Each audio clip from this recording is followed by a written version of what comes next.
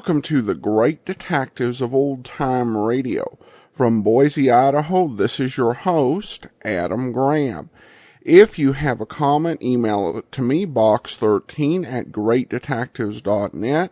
Follow us on Twitter at Radio Detectives, and become one of our friends on Facebook, facebook.com/Radio Detectives.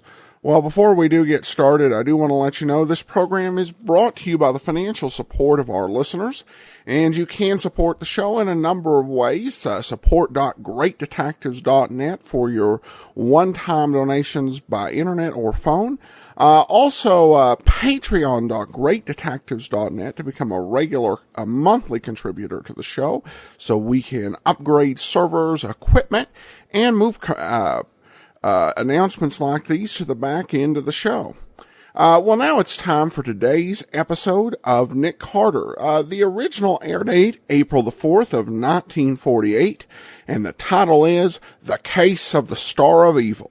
Our Old Dutch Cleanser, famous for chasing dirt, presents Nick Carter, famous for chasing crime.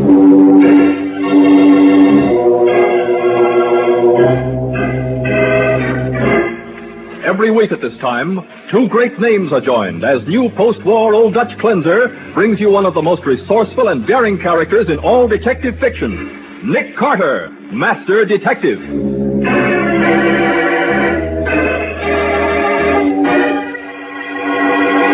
Nick, this green rug, it's completely out of place in this room. Everything else is blue. You're right, Patsy. It doesn't belong here at all. Good grief, at a time like this, you two have to worry about the interior decoration. Besides, there's no reason for a rug there. No, not unless it was placed there to cover something. Well, lift it up. Maybe you'll find somebody hiding under... Suffering wildcat. Nick, that's blood.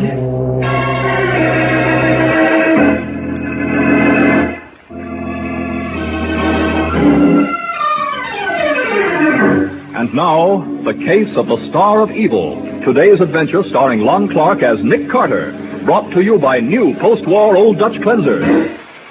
It's late in the afternoon as Nick and Patsy enter the luxurious Brentwood Arms Hotel in answer to a call from Irving Malcolm, president of Gigantic Films Incorporated. They step into the elevator, and Nick gives the number of Malcolm's floor. 16, please. I'm sorry, mister. It's a private elevator. Private? Yeah, for the Maharaja Jennifer and his suite. The Maharaja Jennifer? Yeah, they got the 14 to 15 floors all to themselves, so they rate their own elevator. Oh. Class, huh? Is the Maharaja there? How about another hot shot today, huh? Okay, Mr. Larson. Well, what do you know? Speed Larson. Why, Nick, how are you? Hi, Speed. Hello, Patsy. What the dickens you doing here, Speed? Hold on a second, I'll tell you. Right now, I've got a little business with the kid here. Okay, son, how about another hot shot today? Well, try Ladybird in the 5th of Jamaica. I got it straight from the jockey. Okay, business is over. Yeah, but you were going to tell us what you're doing here. You mean you haven't heard? Why, I'm doing public relations for the Maharaja of Janapur. What? I thought the paper said it didn't want any publicity. Look, Patsy, how can you keep a guy like that off the front pages? He's young, single, romantic, and he's got more money than the mint. Oh. Hey, did you see that 2-page spread in the dispatch about his diamonds? Well, I did. What's that big diamond called, the one in his turban? A Star of Evil. And you know how much that stone weighs? How much? Over 100 carats. It's worth $250,000. A diamond of the first water. Well, why do they always call them diamonds of the first water? Maybe because a really clear diamond is completely invisible in pure water. Oh, I Hey, see. here comes his nibs, the Maharaja. Oh, really? And does he always go around with a couple of Russian wolfhounds and a half-dozen attendants in full costume? Sure, that's royalty for you. Oh. Hey, kids, snap to attention. Here comes His Majesty. Okay, Mr. Larson. Nick, look. Look at that diamond in his turban. Oh, did you ever see anything like it in your life? Is that the famous Star of Evil, Speed? Yeah. Look, kids, would you mind moving back a little? His nibs doesn't like people crowding. Yeah. Okay, Speed. We have to leave anyway. Remember, Betsy? We came here to find out what Mr. Malcolm has on his mind.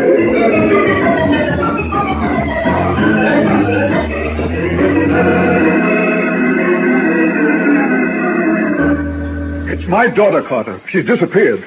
She left the hotel at 10 o'clock this morning, and I haven't seen her since. Oh, but that's only 6 hours ago, Mr. Malcolm. There's nothing to be alarmed about yet, is there? You don't know Linda, Miss Bowen. She's only 17, and she's led a very sheltered life. Sheltered?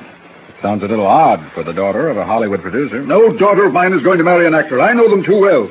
I see. But now about her disappearance. Well, I can't tell you much.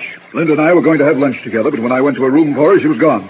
The desk clerk said she left the hotel at 10 this morning. Frankly, Mr. Malcolm, I think you're excited over nothing. I tell you I'm not. Something's happened to her. What? You mean she's met with an accident? Either that or she's been kidnapped. Now, let's not jump to conclusions. Perhaps it'd be a good idea if I took a look at Linda's room. What for? To find out what clothes she's wearing today. After all, when we send out the police alarm, we'll want to describe how she's dressed.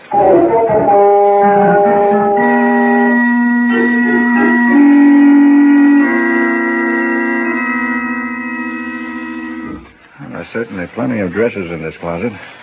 Mr. Malcolm, can you tell what's missing? I'm afraid not, Carter. Here, wait a minute. Her leopard skin coat's gone. I know she had that with her. Did she bring all her things in these 2 bags? No, there should be one more, an overnight bag. And her jewel case, that's missing, too.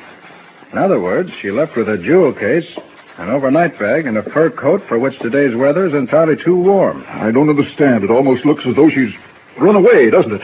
Yes, it almost does. Nick, come over here. Yeah, what is it, Patsy? This blotter on the writing desk, it's a new one, but it has some pretty plain ink marks on it. Oh, let's hold it up to the mirror. Uh-huh. Well, look. It's the end of a letter. I can make out until tomorrow. There's something else, and then darling, and the signature Linda. That's impossible. Linda doesn't call anyone darling. And that part that's blurred just before darling.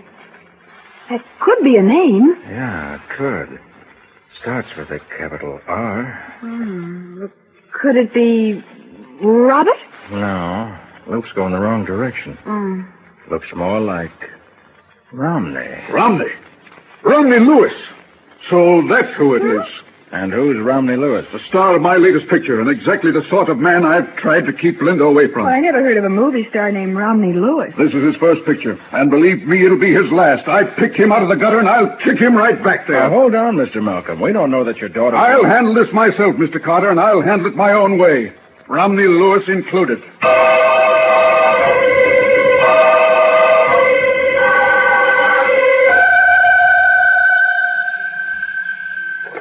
Nick Carter's office, Patsy Bowen speaking. Is Mr. Carter there? Oh, just a moment. It's for you, Nick. Thanks. Hey, Carter speaking. This is Mr. Pringle, manager of the Brentwood Arms Hotel. Can you come over right away? Why, yes, I guess so. You calling for Mr. Malcolm? No, I don't know anything about Mr. Malcolm, but there's been a robbery here on the 15th floor. The 15th floor? Yes. Isn't that the one occupied by the Maharaja of Janapur? Yes, that's why I want the hotel to have its own investigator on the case. The Maharaja's so much in the public eye, the publicity will be ruinous if we don't get it back. Get what back, Mr. Pringle? What's been stolen? That diamond of his, the Star of Evil.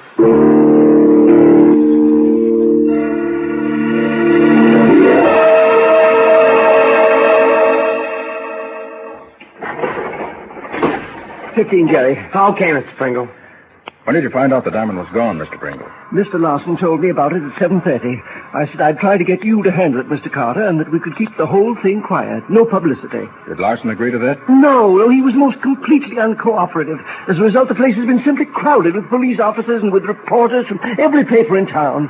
Thank heaven they're gone now. Here you are, Mr. Pringle. That thing. Right across the hall, Mr. Carter. That open door. Hi, kids. Some story, huh? Sure is speed. Yeah, ought to get your headlines all over the country. How'd it happen? Gang of masterminds. That's all it could have been. And you discovered the robbery, did you? Sure. Went down to the lobby for some cigars. Couldn't have been gone over 15 or 20 minutes. Right, Jerry? Oh, about 10, I'd say, Mr. Larson. And when I brought him back up, Mr. Carter, he knew what had happened before he even got out of the elevator. You knew the diamond had been stolen, Speed? I sure did. How could you tell that? Well, the door was open to this room, and I could see his Nib's turban lying on the floor with the Star of Evil ripped right out of it, like it is now. Well, where was the Maharaja? I don't know. He was in the room when I left, but I guess he went out. Well, he wouldn't go anywhere without his turban, would he? Well, maybe he's prowling around incognito, like some old guy in the Arabian Nights. Look, Speed, nobody walks away and leaves a $250,000 diamond lying around without even closing the door. You don't know his Nibs. To him, $1 million is peanuts. Peanut? Hey, what was in this case here? Huh? This big Morocco leather case, lying open here on the table. Oh, yeah, that was stolen too, I guess. Mohammed's Vengeance, he called it. It's a sword. A sword? Yeah, a big heavy thing like a cavalry saber. It's got a solid gold handle crusted with rubies and emeralds. Nick, do you notice that little rug over there? Where, Patsy? Over against that door. This whole room is decorated in blue, so what's a green rug doing in here? What? Somebody must have moved it, Miss Bowen. That rug belongs in the bedroom. Good grief, here we've got the biggest jewel robbery of the century, and you, too, have to worry about the interior decorations.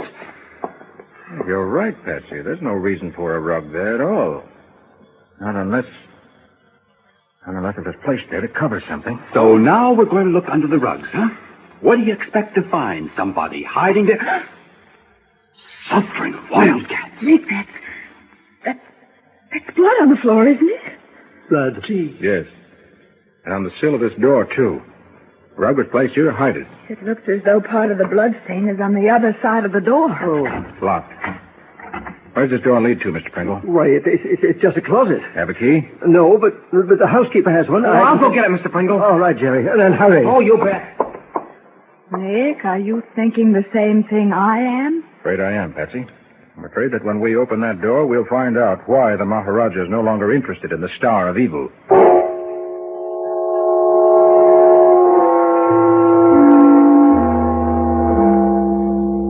Here's the key to that closet, Mr. Pringle. The one in the living room was gone, so I had to go down to the desk. Thanks, Jerry.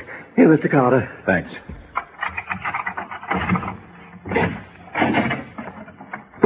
Oh, good heavens. A dead body. Hey, if that's... Nick, that can't be the Maharaja. Look at his hands. They're as white as mine. And the Maharaja had a dark complexion.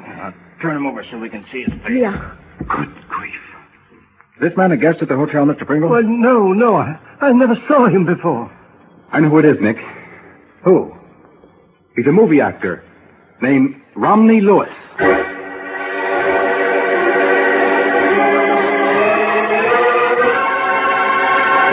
Romney Lewis, who's supposed to be in Hollywood, is found dead in the New York hotel rooms of the mysterious Maharaja of Jaipur. And Linda Malcolm, in love with Lewis, has disappeared. We'll see what happens in just a moment.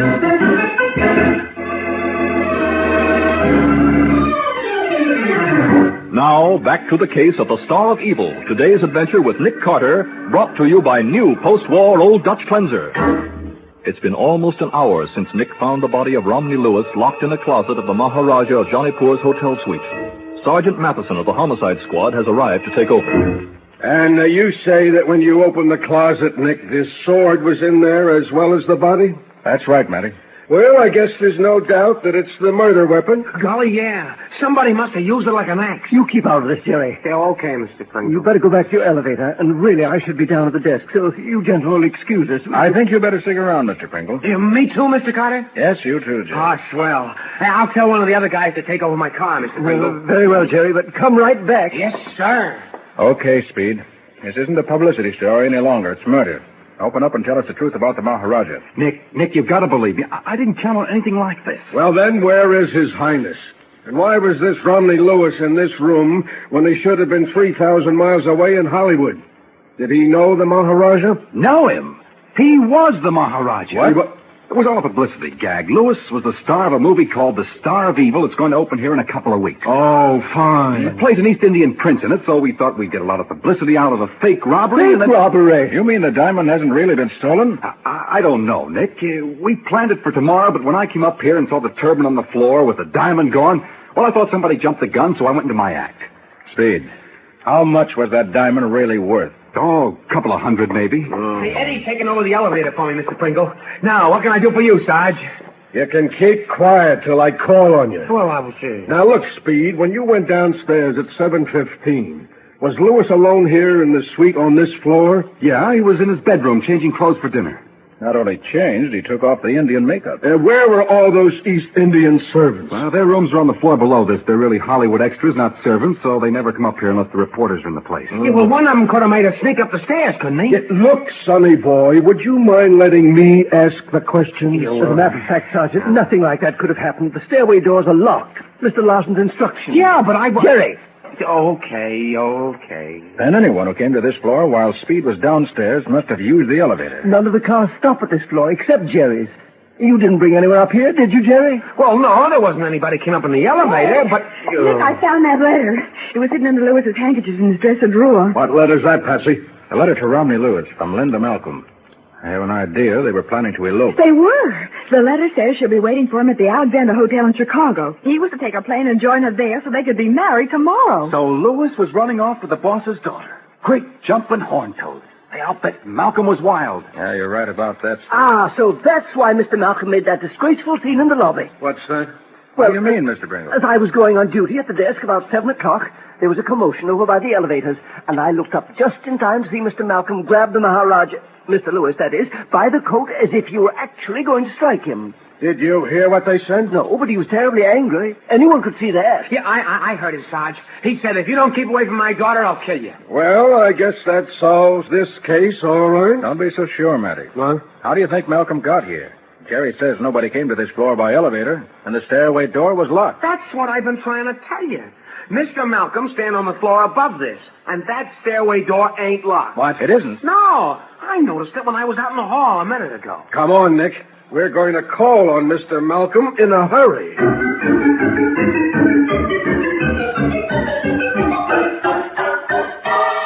All right, suppose I did say I'd kill Lewis if he didn't stay away from my daughter. Naturally, I didn't mean it literally. Yeah, but 15 minutes after you said it, he was dead. Now, how do you explain that? I don't have to explain it. He promised not to see her again, so I didn't have any reason to murder him. Uh-huh. How do we know Lewis promised? Did anyone hear him? No, but I can prove that he did. He told me where Linda is, at the Alexander Hotel in Chicago. I put through a long-distance call to her. I'm waiting for it to come through now. Lewis undoubtedly made you that promise, Mr. Malcolm, but I'm afraid he didn't intend to keep it. What do you mean? Take a look at this. Huh? What is it, Nick? Copy of a telegram Lewis phoned down to the desk at 7:15. Hey, let me see that. Linda Malcolm, Alexander Hotel, Chicago. Disregard any messages from your father. Disregard? Take plane to St. Louis, meet you there tomorrow, and go through with plan as scheduled. Romney. Boy, that dirty double-crossing... So that's why he got out of that maharaja get-up. He was hopping a plane for St. Louis, eh? And when you found out about it, Malcolm, you knocked him off just like you said you would. That's a lie. I didn't even know he was dead until you told me. Matty, I want to ask a couple of questions. Go ahead, Nick. I want to look around this room anyway. What do you expect to find? Another body hidden in the closet? Never mind the wisecracks. Mr. Malcolm, Lewis was murdered between 7:15 and 7:30. Only a few minutes after you threatened him in the lobby. Where were you at that time? Well, I came up here to my room for a while. Yeah? And then I went out for a walk. Afterwards, I came back and put through that long-distance call, yes. Can you prove that?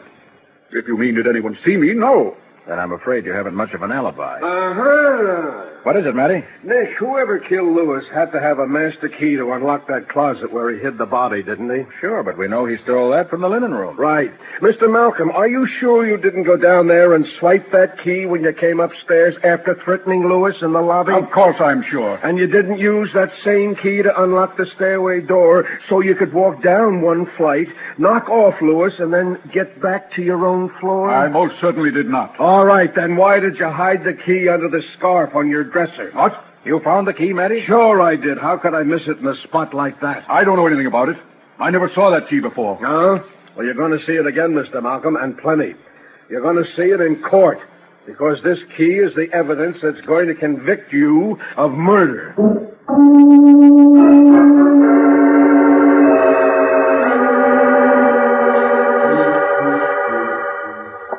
Hey, Nick, why did Patsy stay up in Malcolm's suite after he was taken to headquarters, huh? Oh, he asked her to stay and take that long-distance call from his daughter when it comes through, Matty. Okay? Oh, yeah, I guess so. Oh, you want me to ring for the elevator? Yeah. I want to find Pringle and ask him a few more questions. What for? This case is wound up. Think so? Why, sure. Malcolm's guilty. Every bit of evidence points to him. That's the trouble, Matty.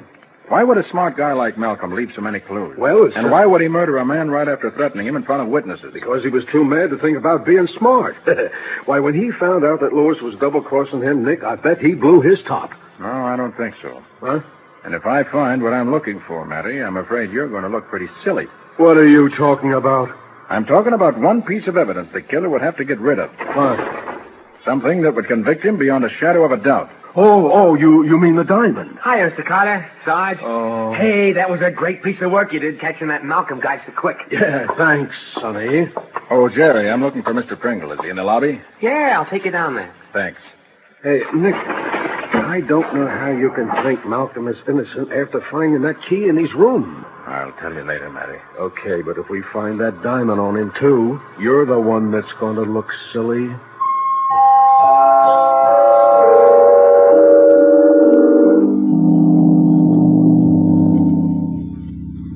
Mr. Pringle, say you want to look in the incinerator. Well, this here is it. Thanks, Sam. Has there been a fire in here in the last few hours? No, sir, Mr. Carter. I was just getting ready to start one now. Oh, look, Nick, why do you think anybody would want to hide a diamond in the incinerator? I'm not worried about the diamond, Matty. Well, then what Sam, in the name... If I give you $5, will you crawl in that incinerator and try to find something for me? Yes, sir. What do you want me to look for? Suit of clothes, Sam. A blood-stained suit of clothes. Blood? Well, I don't know about that. I'll make it $10. Well, okay. For $10, I don't mind blood. Wait till I open the door. Here. I'll help you get in. All right, up you go. Hey, Nick, what's all this about a blood-stained suit of clothes? Well, if you recall, Matty, the murderer didn't stab with that sword. He chopped. Yeah, I know. I saw the body. And then he dragged Lewis inside that closet, which means he's bound to have got blood on his clothes. Yeah, I guess he would at that. And he'd also want to get rid of that suit, but fast. And the easiest way to get rid of a suit, but fast, would be to throw it in the incinerator. Sure, and with the incinerator shaft opening onto every floor, he could throw it down here from any place. Is this what you want, Mr. Carter? Is it a bundle of clothes, Sam? Well, I found a bundle of something. I handed out the door to you, huh? Okay, now here you are. Matty, this is it. Look, for the love of Pete, that must belong to... Let's not waste time talking. I'll have to grab him before he gets away.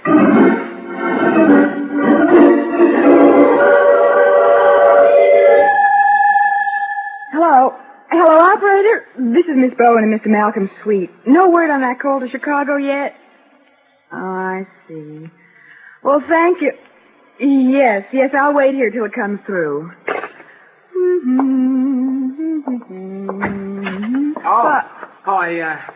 I didn't think anybody was here. Hello, Jerry. Yeah, I'm waiting to take a phone call from Mr. Malcolm. Oh?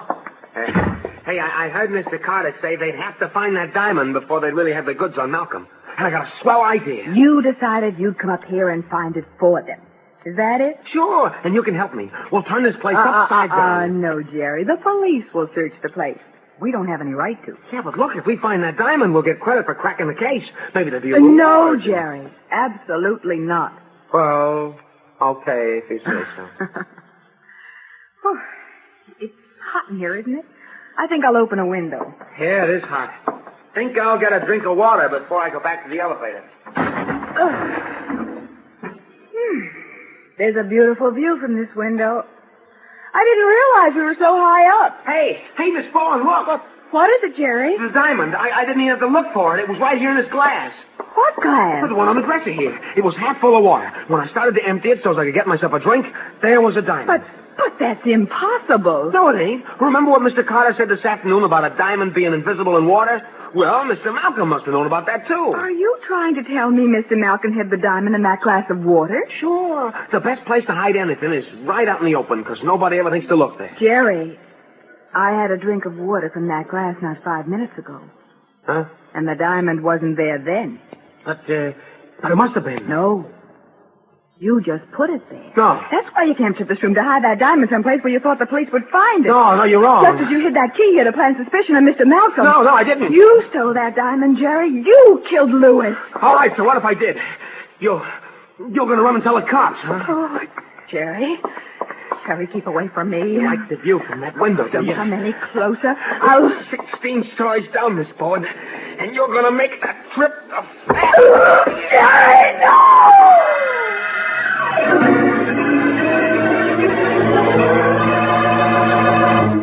Patsy clings desperately to the window frame, but her strength is no match for Jerry's.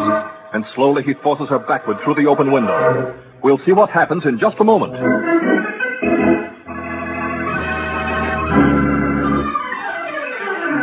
Now for the conclusion of the case of the Star of Evil. Today's adventure with Nick Carter, brought to you by new post-war Old Dutch Cleanser. In a suite at the Brentwood Arms Hotel, Patsy stands by an open window facing a killer who says, It's 16 stories down, Miss Bowen, and you're going to make that trip the fast way. Jerry, no! Hey, what? Let her go, Jerry. I missed that time on purpose, but I won't miss again. But, Nick... Oh, Oh, Nick. Mr. Carter, I was He was just... trying to kill me. No. He was pushing me out the window. He killed Romney Lewis. No. We know, Patsy. Come on, you little... From now, all the only windows you'll be looking out of are going to have bars on them.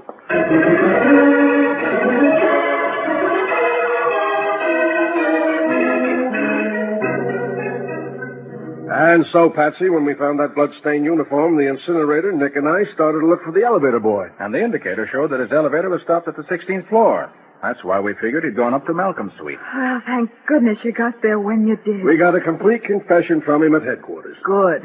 It seems that when he came back up in the elevator after taking Speed Larson downstairs, the door across the hall was open, and there was the turban with the diamond, and nobody in the room. Uh-huh. And I suppose Lewis came in and caught him stealing it, huh? Yeah.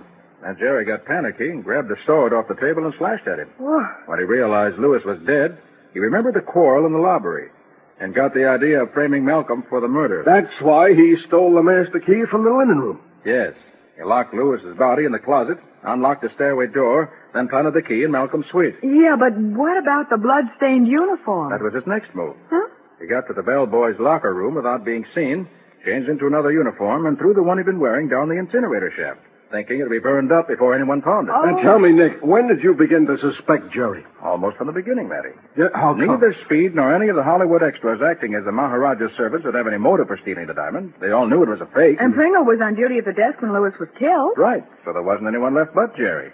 That is, after I eliminated Malcolm. Yeah, you eliminated everybody but Jerry. And after his trial, Nick, I got a hunch the state is going to eliminate him.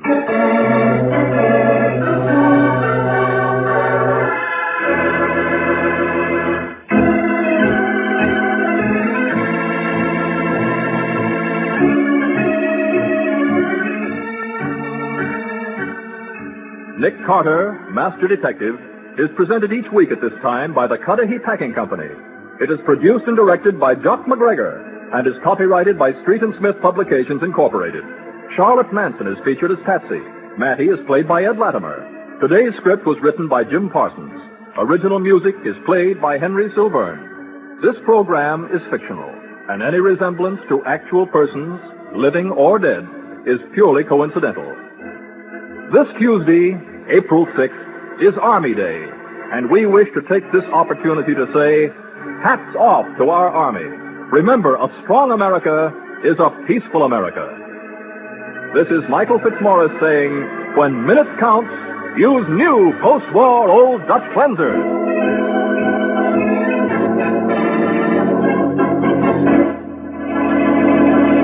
This is the Mutual Broadcasting System.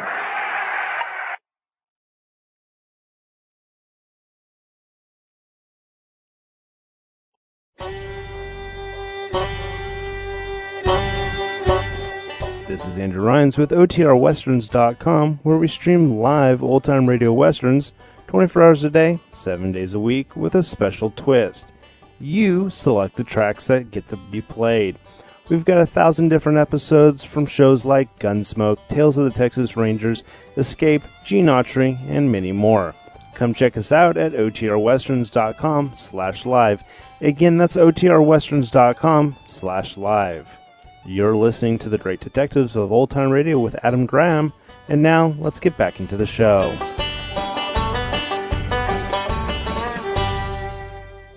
Welcome back. Well, a very interesting episode. There were a couple of things I really liked about this. First, Patsy getting to confront the murderer was a nice touch. And the second thing is the way that our expectations were subverted. Usually, radio programs, when it comes to murderers, particularly the male murderers, there is a type of voice that you would expect. And this, Jerry's, was not the type of voice you would typically expect with a murderer. So that was a very nice subversion of expectation. But at any rate, a very solid episode. We do have a listener comment to get into. This one from Facebook. Shirley says, love to listen to these. Well, thanks so much, Shirley, and appreciate you listening out there. We'll be back tomorrow with yours truly, Johnny Dollar, and then join us back here again next Thursday with another episode of Nick Carter. In the meanwhile, send your comments to box13 at greatdetectives.net. Follow us on Twitter at Radio Detectives, and